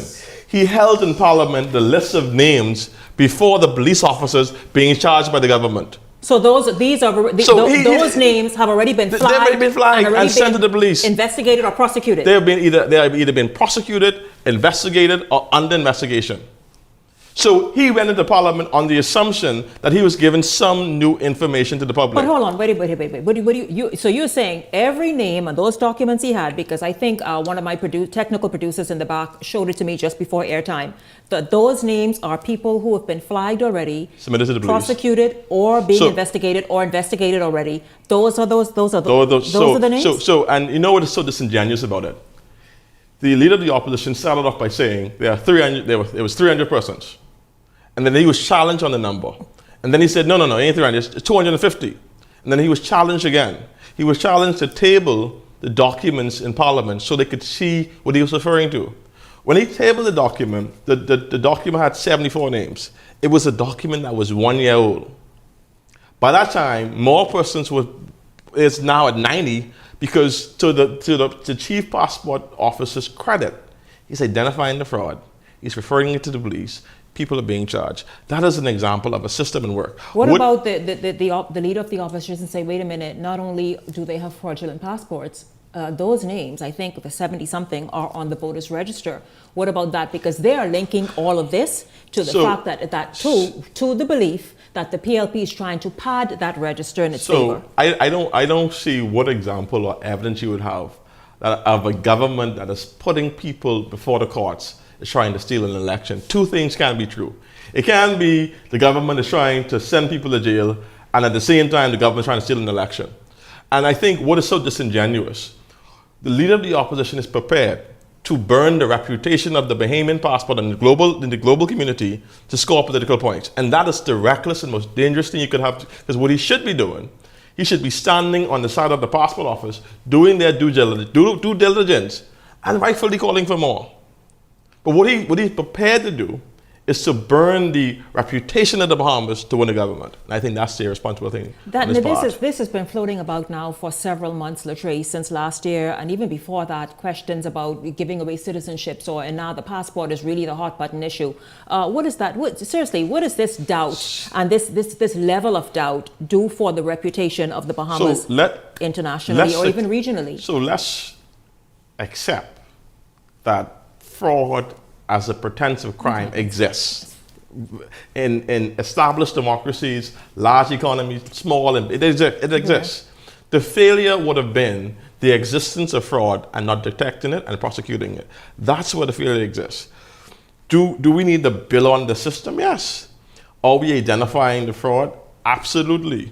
Is anyone taking a victory lap on what's happening? No. What we see is a system that is working, that is identifying persons that could be improved to do better. But what is irresponsible, every Bahamian have a passport. When the leader of His Majesty's opposition in the Bahamas is questioning the document that we all rely on, it makes it difficult for us in other countries. He's not saying that. What we should be saying is that we have a system in the Bahamas. When fraud exists, we're able to identify it, rectify it, and hold people accountable like any working democracy or country. Mm-hmm. I think, but I understand that this is a political process. This is campaign time, and loose tongues say whatever they want. Right, and so the fact is, you just said it. It's campaign time. It's election season, and all that. So you can look me in the, not even me. Forget that. You can look the Bahamian people in the eye and say the PLP is not trying to stack the deck in its favor, not trying to give them, throw these passports out, because the people just say, you know, everybody has a passport now. The position. Let me say two things. Nicholas Simonet is a young Bahamian. Look right here, right here. Nicholas Simonet is a young Bahamian who is 37 years old. He have brought more than 90 persons before the police in the past year. People have been charged, people are being investigated, people have been prosecuted. I could also say that there is no effort or intention by a government who is currently investigating and charging corruption or I could invite the opposition to take the advice of their former leader, who said that it is impossible for any government to steal an election in the Bahamas. The Bahamas is a country that have had elections for years, some of the best records of voting turnout for years. We've never questioned the legitimacy of the election. You know what kind of person will question the legitimacy of election? A person who is behind 20 points in the poll. Oh, let's jump ahead. Look at you, eh? The public domain poll shows. That's a good transition. Listen to me, I tell you, Latre Raming, y'all, shows favorably for the PLP. This is a poll that was conducted by Public Domain in the month of February. It became public, I think, just last night. So then it shows the PLP quite favorably in several areas, if not all of the areas that whomever was polled. What kind of momentum does this give to the Progressive Liberal Party when looking at those results right now as they stand? I think when you look at the polls, you'd understand where Bahamians who, in a time of crisis, in a time of great difficulty, people have a vested trust in the leadership of the Prime Minister, and still question whether or not Michael, the leader of the opposition, has the ability, in the middle of chaos, in the middle of trying to rebuild his organization, is fit to govern or to lead a country. Now that's just personal observation. The polls are one thing. I mean, they are a snapshot in time. But the focus of the government right now is to complete its mandate, to ask for a new mandate, and to get a second term. I mean, the Prime Minister has a nice margin heading into the general election. There's a lot of work to do. There's a lot of persons there are a lot of undecided voters to make the argument towards. I think that the Prime Minister is prepared to say that he's done a lot. There's a lot more to do, and there's a lot to lose. And I think that choose progress couldn't have been the best slogan for the government. Well, speaking of a lot to do, and a lot that the Prime Minister will attempt to do, this right here, and if you all could give me like a minute and a half to get this one out, because even my guys in the back there are interested in this one. We saw this announcement made today. Content creators in the Bahamas will finally get their just due, meaning an opportunity to make and earn a living. This is a meeting that the Prime Minister has said, I think, a week from Sunday. Next week Sunday. Please tell us about this. So part of the Prime Minister's Orange Economy commitment is to reduce the barriers for Bahamian influencers to be able to monetize on the different platforms. And a big part of them being able to do it is bringing the parties in the room. And so what the Prime Minister's endeavor to do is to use next week to allow those platforms to educate the Bahamian community on what is required to go towards a part of monetization of their products. Listen, I tell you, a huge percentage of the population is so interested in that. You all don't play around. Do not play around. People are excited about this one. They told me specifically to make sure I ask you that question right there. Okay. Thank you very much, Latre Raming, Communications Director in the Office of the Prime Minister. Thank you very much for being here this evening. Don't go anywhere, because when we come back, the Hot Topics panel are here. They're going to talk about a little bit about this passport thing, but more importantly, what's going on with Pineapple Air. Beyond the Headlines is back right after this.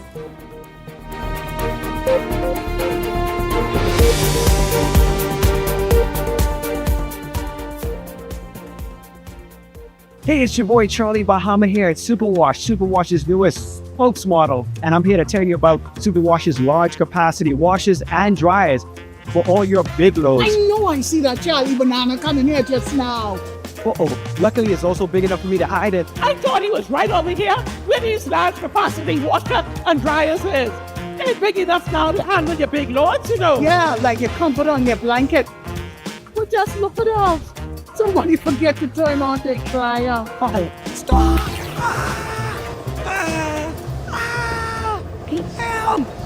You hear something? Yeah, that's the sound of clean. Superwash washes you, presses you, and entertains you 24/7. Comfort Suites Paradise Island is the best kept secret in the Bahamas. Located directly next door to the Atlantis Resort, you'll receive all the privileges of an Atlantis guest with all the benefits of a Comfort Suite stay. Enjoy everything Atlantis has to offer, including Aquaventure Water Park, plus all the amenities of Comfort Suites. Free Wi-Fi, free breakfast daily, and kids stay, play, and eat free. Visit ComfortSuitesPI.com. My name is Charles Wesley Rowe. My organic farm is Nice Layers Organic Farm. I have 230 birds up here.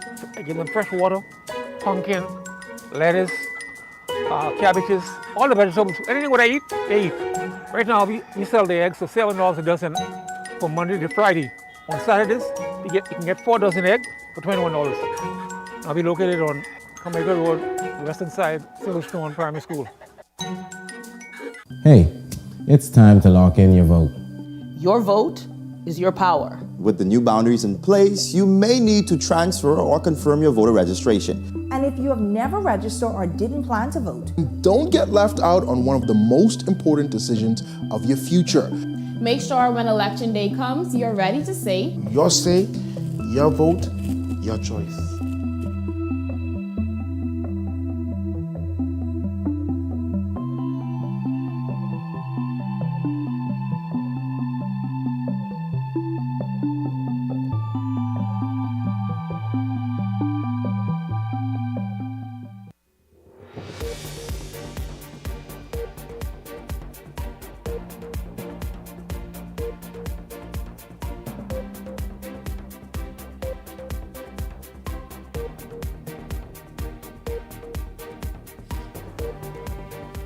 Welcome back to Beyond the Headlines. It's great to have you all tuned in. We're going to just jump right in very, very quickly because we have a whole lot to get to. I want to welcome the Beyond the Headlines contributors, Ellington Ferguson, Glenroy Pratt, Cassius Stewart.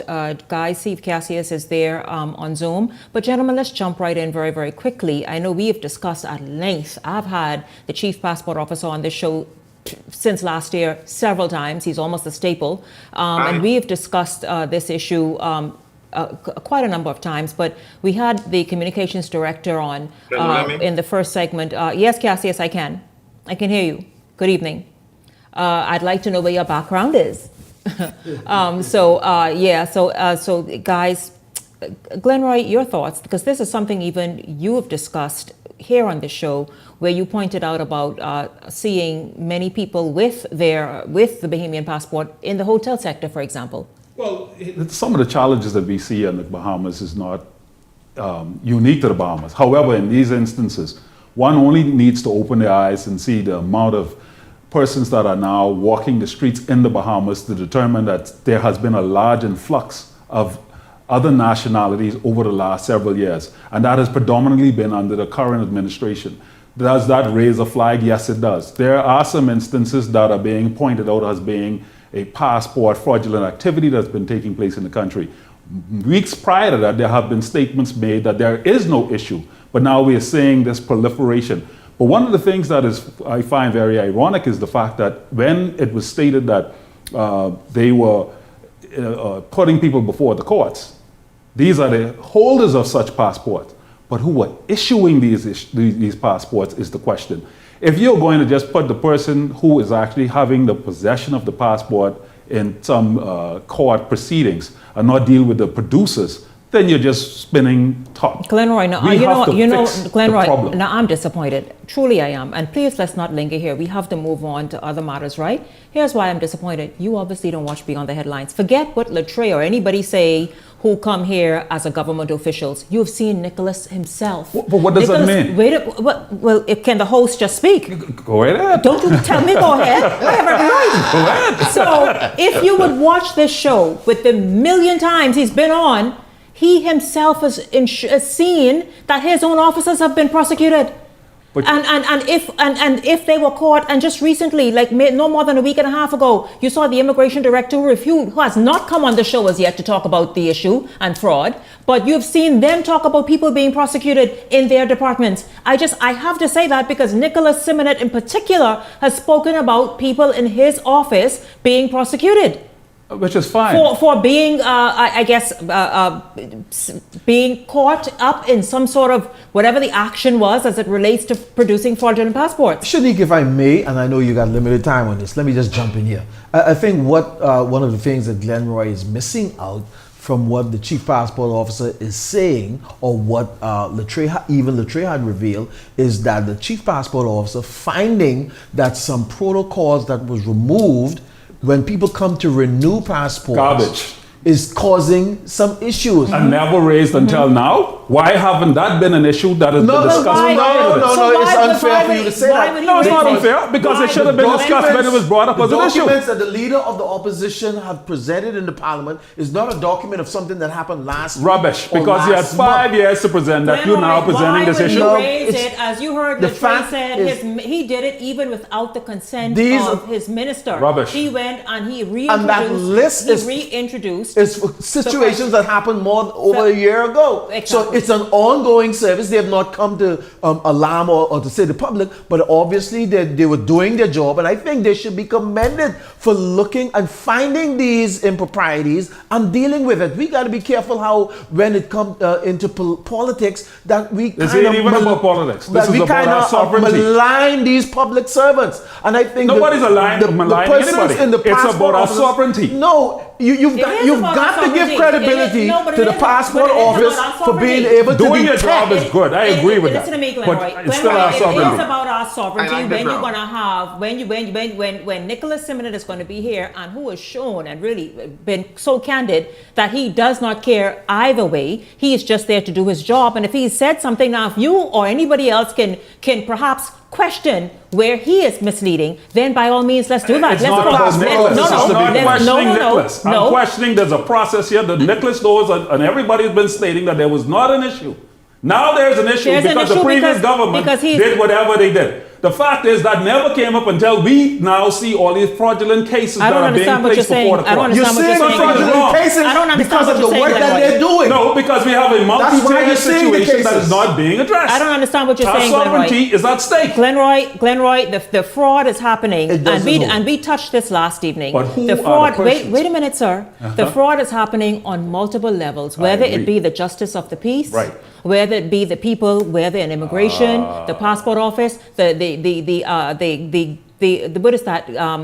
That office, not the parliamentary registrar, the registrar general's office.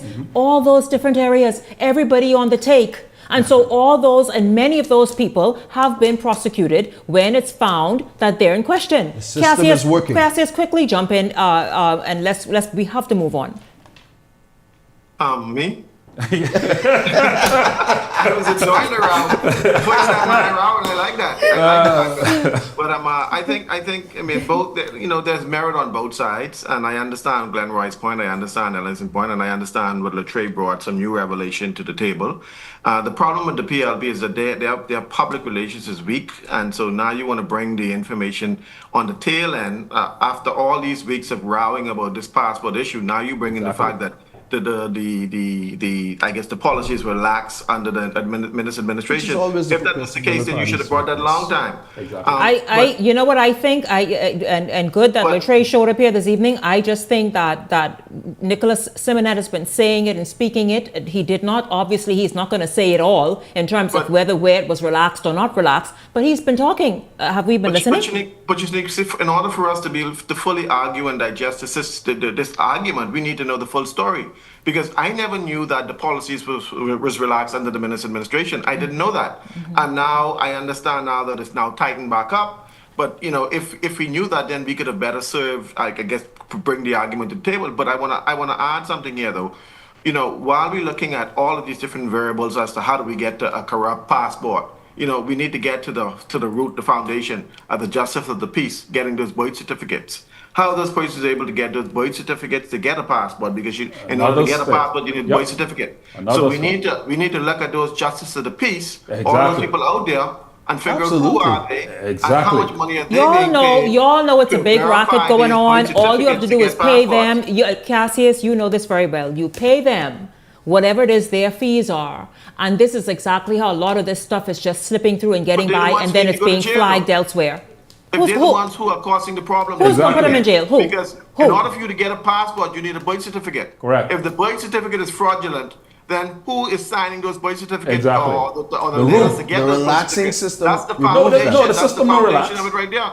So we got to system go at was the relaxed. source. But the So system if it is the justice of the peace, let's go at the justice of the peace. I agree. If it's the people in the passport, let's go at them. Because where there is smoke, there is fire. But I understand it too. The relaxation wasn't just predominantly about new passport issuance. It was more so about when you have a renewal process that takes place that took a little longer than it should.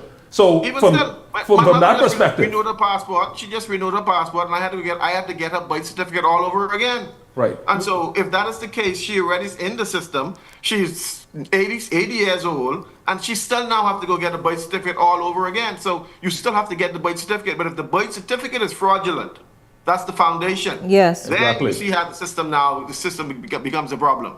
Yes, it is. We have a lot of work to do. Okay, let's move forward, guys, because I can see that I have to pick through now. Guys, you all went from the other big story for today. So let's see. The Aircraft Accident Investigation Authority is now looking into the circumstances surrounding a crash landing that occurred today in Governor's Harbor at the Governor's Harbor International Airport involving a Beech 1900 aircraft with registration, Bahamas registration. And that registration is C6KRC, operated by Pineapple Air. Initial reports indicate that the aircraft had issues with its landing gear, which resulted in the aircraft becoming disabled on the runway after touchdown. There were 19 persons on board and no injuries have been reported. The Accident Authority is actively investigating this matter and is coordinating with its partner agencies, including the Civil Aviation Authority, Bahamas, and the Airport Authority.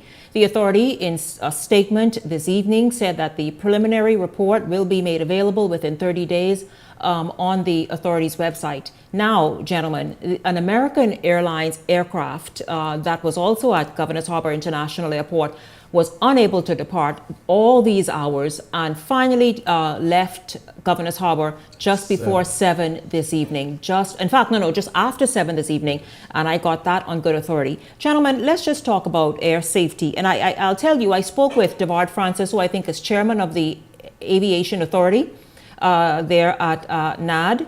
And, he was adamant that he has been very strict and even to the point of grounding many of these airlines, including this very one that had the issue today. But let's just talk about the fact that, and guys, did you all show the video? Please show the bolts and whatnot, the stuff that I sent you all. Please put that up as we discuss this right here.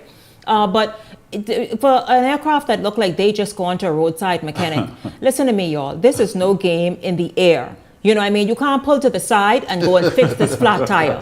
What are your thoughts about these issues continuing to turn up with a lot of these local airlines? When it comes to safety, there's a new word in the Bahamian vocabulary called slapping up.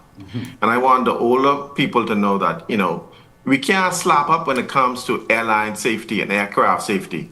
I flown on the airplane last week, and every time I go on the airplane, I pray to my Jesus that this may be my last day. Because I'm afraid. And they're the bolts and stuff screwed on. It's screwed the out. bolts coming out, and I was like, Lord Jesus, help me before this plane. Wait a minute, Cassius. You saw this? You saw bolts coming out of the air? I was on that same plane. Right there. That picture right there. Take that picture. Them screwed up. Yeah, that one right there. And that's called slapping up. You can't slap up when it comes to And airline see, there's safety. the American Airlines aircraft there. Nothing could have landed or taken off for several hours. Right in the further on in the picture, you see that is the Pineapple aircraft that's on its belly on the runway. Yeah. The landing gear collapsed, but Shanique, it is critically important that we stop playing with people's lives. Some of these airlines, these airlines, they need to invest in new planes. When I walk on the plane smells of fumes, and everybody's holding hands as if praying, and this is their last day on the plane. So the Bahamian people will had a little prayer meeting before they. The white people too, not the black people. The white people have the biggest prayer meeting in front of me. All of us having prayer meeting. The woman said, "Hold my hand." I said, "Okay, I can hold your hand." She's praying. Yes, you lying because God prayed your life. I serious. I ain't lying. I serious. Glenroy we take it for light though. I serious. We take it for light when it comes to airline. We have to grind it. No, it's no joke. Because we cannot allow these planes to get in the air. Because for me, I pray for all my sins and Glenroy's sins when I go on the plane. Boy, I tell you, you must see pray a whole month before you travel. Then, listen, Glenroy and Ellington, this is no laughing matter, and our Civil Aviation Authority and whichever other authority it is must get serious about the airworthiness of aircraft. Absolutely. I think a couple of months ago, about 2 months or so ago, there was other near misses and all the other stuff that transpired and some other issues that transpired in the aircraft industry in the Bahamas. The door flowed. Yeah. Obviously, we have some challenges, and I hope that all the safety precautions and everything that needs to be taken seriously is taken seriously. Obviously, there are some professional airlines that are owned by Bahamians that are out there, and they're doing a stellar job in ensuring that customer safety is paramount.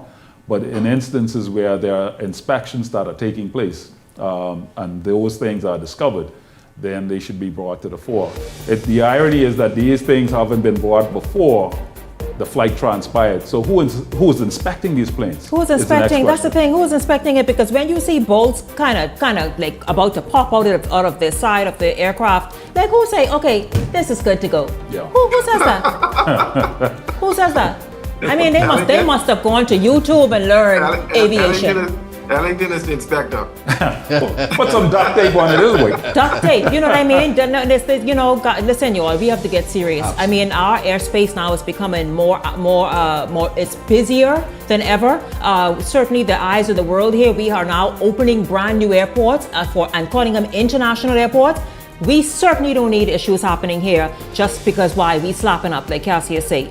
Let's just not play around with that. We're going to take a break. Ellington, when we come back, if you have something to say about it, you can certainly weigh in. But we're going to talk opposition politics after the break. Stay close.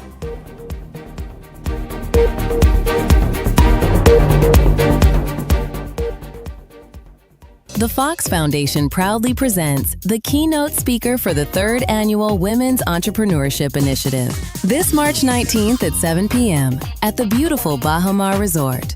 Get ready to be inspired by Randy Zuckerberg, tech innovator and the creator of Facebook Live. She revolutionized real-time digital engagement, empowering individuals and brands to broadcast instantly to global audiences. And now she brings that innovation and insight to the Fox Foundation's 3rd Annual Women's Entrepreneurship Initiative, March 19th at 7 p.m. at the Bahamas Resort.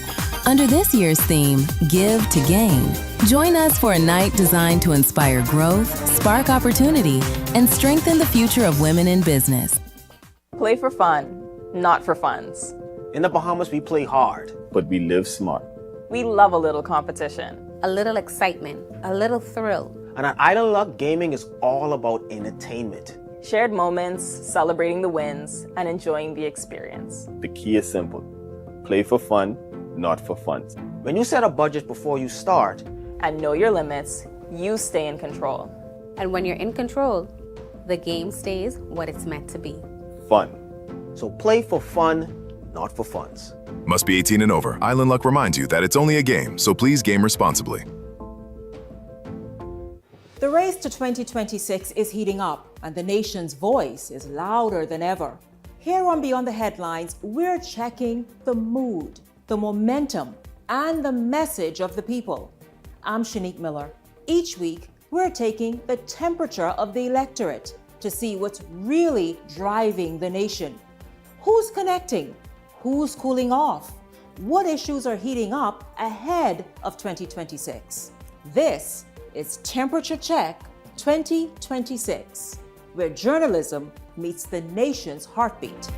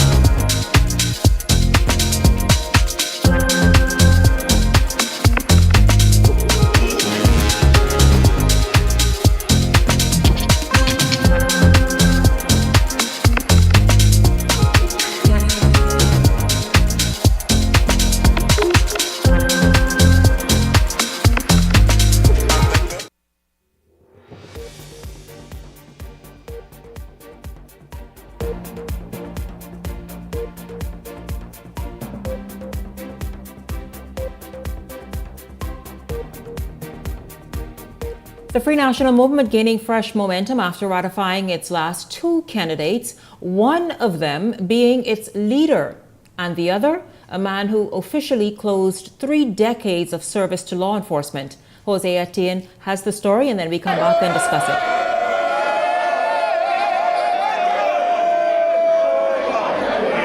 FNM supporters erupted in cheers Wednesday night at party headquarters as leader Michael Pintard was officially ratified as the party's candidate for the constituency he has represented since 2017. We have created a culture in Marco City that we wish to see throughout the Commonwealth of the Bahamas. We serve Bahamians of all political stripes. That's the reputation that we have.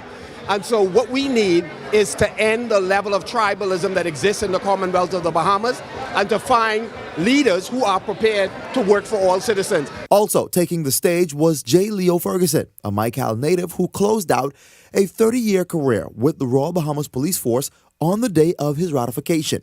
Now, the retired officer is stepping into frontline politics, hoping to represent his hometown with the backing of the former FNM Member of Parliament who lost the seat in the 2021 general election. I was born in Betsy Bay, my border. My father is from Snugcorner, Auckland. He's from Snugcorner, Auckland. And that's from the Williamson and Ferguson family tree. And then I was the officer in charge of it, and I was for the last 3 years. So that means now I'm going back home. Ferguson's ratification comes just days before the party's campaign launch this weekend. He said the timing came down to one thing: first closing the chapter on his career in law enforcement. The idea is once you're a serving member, a public servant for the Royal Bahamas Police Force, you have to either complete your time or resign. I have dedicated my life as being a police officer. And in my heart, I will remain a police officer. So my thing was, let me complete it, have my honorary discharge, and now I'm here to serve the country. Ferguson is seeking to succeed outgoing MP Basil McIntosh, who has faced criticism over his tenure in the Southern constituency. But the newly ratified candidate says he does not want the race to be defined by party politics, but by people. Basil McIntosh has his issues, but I believe as a people we need to get together to get beyond the political divide and make it whereas we as a people take care of ourselves and not so dependent on government. But the thing for me is that without the people, there cannot be representation. He says the challenges facing Mical are real. Residents have long raised frustrations over limited flight services and deficiencies in basic utilities. These are easy fixes. Because if you add a third airlift into the Mical constituency, you literally alleviate the problem of that the flight is always full. The water problem in Lovely Bay, in Chesses. The potable water in Selena Point. No phone service in Selena Point. See, but these things can be fixed. So it's no sense to stand up here and just cry about what needs to be done, and we just have to go out and do it. With both men now ratified, the Free National Movement has formally completed its slate of candidates. And now attention shifts to Saturday's campaign launch, where supporters are expecting the party to lay out its vision for the road ahead. What will be done under a Pintard-led administration? We're going to answer that question to a large extent on Saturday and on the weeks that follow. So it's not a one-shot deal, but you're going to hear more. Secondly, you want to hear who are the persons that will form the new government and help transform this country. Who are the persons who will be working for you? We will answer that question. As the political temperature continues to rise, both major parties are intensifying their push to win over voters ahead of the next general election. Jose Etienne, Eyewitness News. Well, the Free National Movement, gentlemen, armed and ready for its official launch on Saturday evening. Gentlemen, how does this 41 look to you? And of course, as they go to officially launch on Saturday, as everyone gets ready for really getting on the rally stage and pounding the pavement after Easter? Well, I think the 41 looks like they're ready to govern the country, and the 41 looks like they are happy and eager to transform the country in the vision that they believe that they have, that they can utilize to transform the country. Obviously, there are opposing ideas relative to how things are being done now, and they have a different plan and a different vision. Now, the aim is to see how best they can sell that plan and that vision to the people and see what the people decide. But it doesn't mean that it's going to be a cakewalk, as it were, because there's obviously the governing incumbent party that has the resources behind its back to do a lot of different things. But we also have to recognize that in times like this, there are a lot of promises that can come to the fore, and there are a lot of flowery, I call them cakes, that looks like cakes, but they're actually styrofoam when you take off the icing. And so you got to be very careful in this electoral cycle to be wise in your selection process and select what's based on your future and based on what it is that you need done for you as a Bahamian.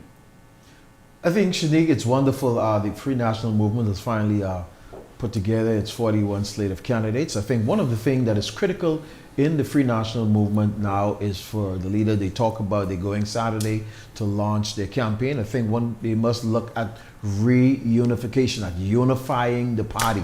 They must look at their base. They must look at strengthening their base, pulling people together, and stop the bleeding in the party.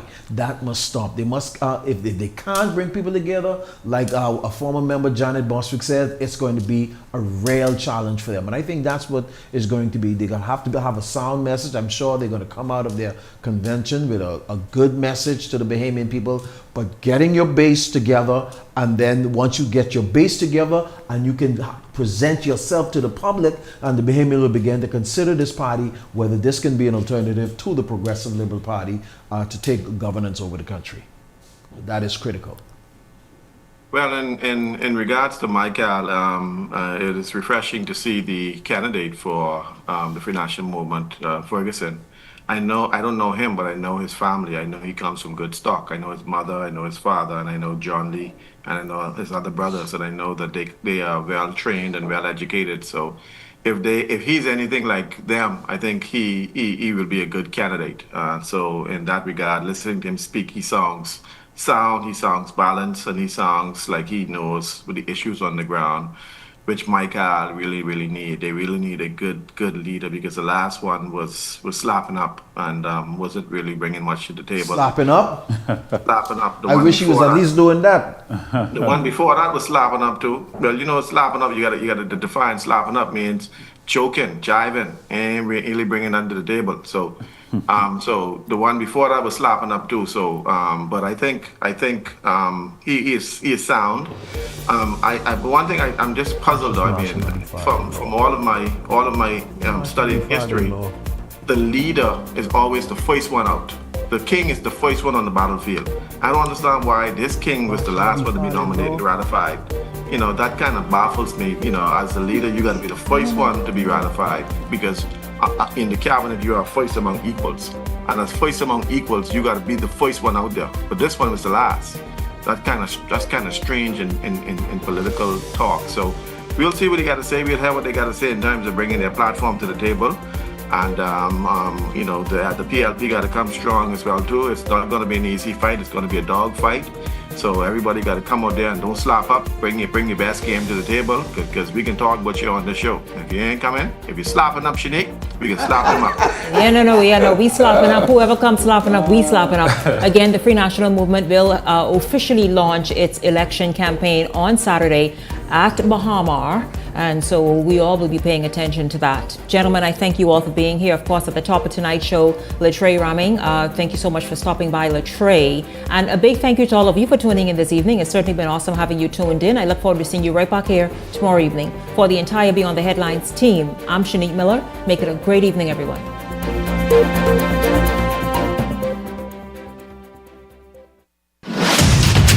The Verizon Media Group, home of ILTV, Paramount